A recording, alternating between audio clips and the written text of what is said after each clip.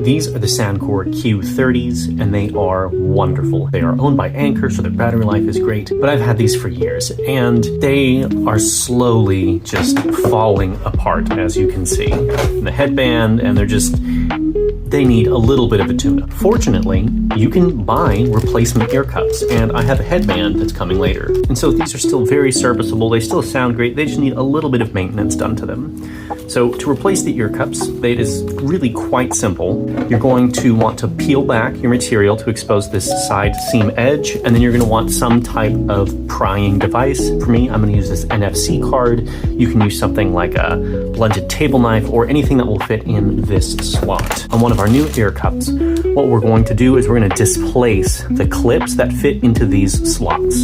So we're just going to pull back slightly, exposing that edge. We're going to slip this down inside. We're just going to move it right along. Heard one of those pens click.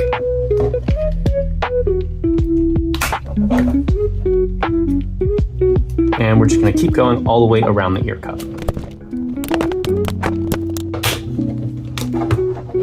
And there we can see the driver inside the ear cup, ready for our new earphone head, but we're going to go ahead and remove this one on the other side.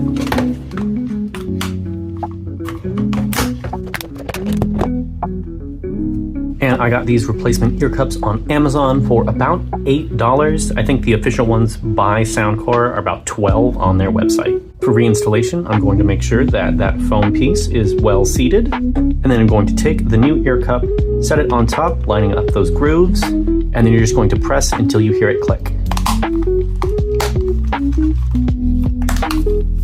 And you just make sure that it is firmly seated all the way around the ear cup, and you do the same on the other one.